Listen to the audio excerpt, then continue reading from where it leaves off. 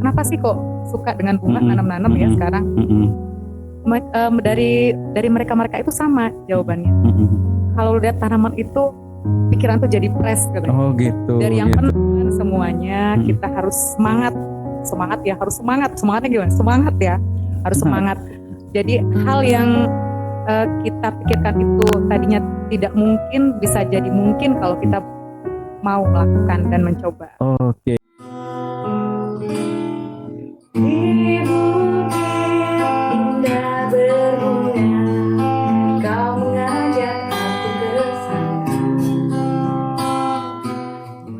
Tidak langsung saya mendalami dunia mendongeng, walaupun cari-cari seperti apa itu mendongeng, bagaimana itu mendongeng. Kemudian saya berkenalan dengan guru-guru yang lain di spesialisasi untuk mengasuh itu apa ya, kegiatan storytelling, dan lebih oke-nya lagi ternyata storytelling dalam bahasa Inggris. Kita kadang storytelling itu kan harus mengekspresikan ketika menceritakan apa yang ada dalam naskah, ekspresi marah, ekspresi menangis, ekspresi dan lain-lain itu kan harus dibedakan gitu. Yang ketiga ini tadi ini because of love ya. Ini ada yang narasi pendidikan ini sebagai guru, saya menulis di sini sebagai guru bagaimana rasa sakitnya mengajar di masa pandemi, bagaimana sudah dituliskan luar biasa.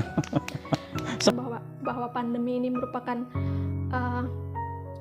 apa ya, sebuah momen dorong gitu. Jadi pengayak yang benar-benar yang benar-benar mumpuni saja, yang benar-benar punya kemampuan saja yang kemudian akan berhasil.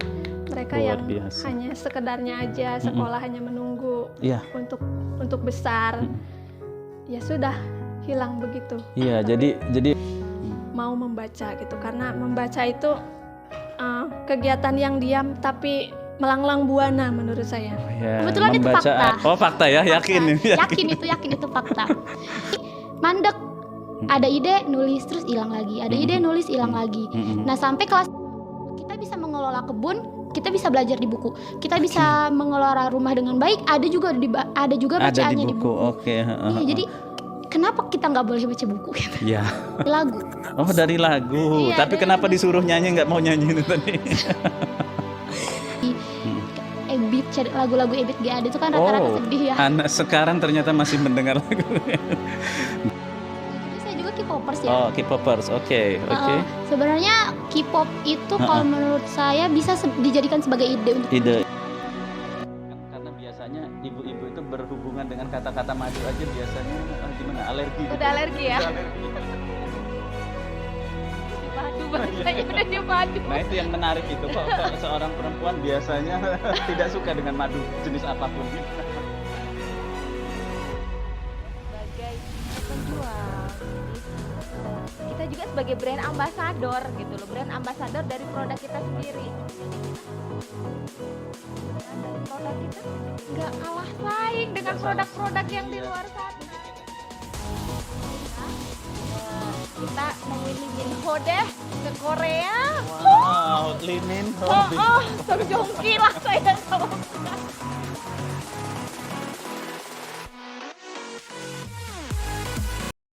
Keren ya sebutannya CEO, Chief Executive Officer. Luar biasa, ini calon. Perempuan itu memiliki dua peran, yaitu peran domestik dan peran dalam ranah publik. Ingin memfasilitasi semua bakat anak, hobi anak, kemampuan anak, menemukan passion mereka. Satu poin, menemukan. Saya bukan hanya sekedar usaha, Pak. Gitu. Bukan tentang materi. Tapi ini tentang kepedulian. Ada estafet penerus bangsa. Kalau bukan kita dan segala kenangan, kamu dan semua kenangan.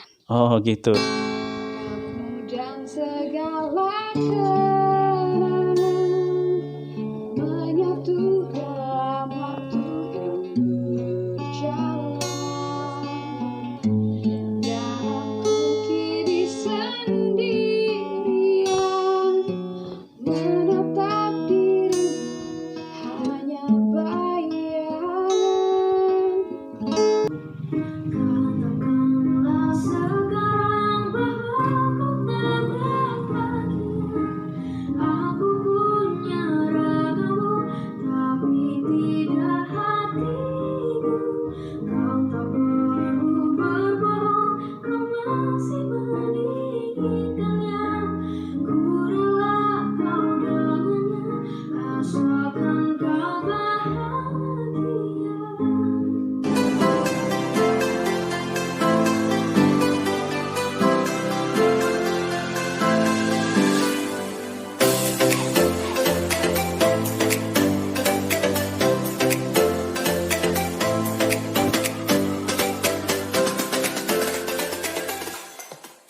Kenapa nggak bikin sesuatu yang beda dari orang lain? Oh, pembeda. Masa itu saya punya anak saya istimewa, di situ anak saya akan terkenal karena ayah memang itu aja. Kayaknya anak-anak bosen nih kalau kita ajarin A, B, C, D sambil duduk gitu kan. Nah dari situ saya tergerak. Gimana nih caranya saya menciptakan sebuah kondisi belajar anak-anak tapi tidak membosankan. Iya, tetap dalam kondisi bermain. Jadi pemakai dari 2016. Tapi saya memberanikan diri untuk menjadi pengedar itu di tahun 2020. Kalau pemakai kadarnya masih ringan, Mbak. Kalau pengedar yang berat ini. Itu ya. Saya memberanikan diri untuk menjadi pengedar di Jadi kegiatan belajar lebih asik, tidak monoton, tidak begitu-begitu saja. Jadi tidak membuat anak bosan insya Allah. Iya, kayaknya dan itu tadi yang paling saya garis bawahi, keikhlasan sebuah pekerjaan. Keikhlasan. Dimana ketika kita bekerjalah dengan hati.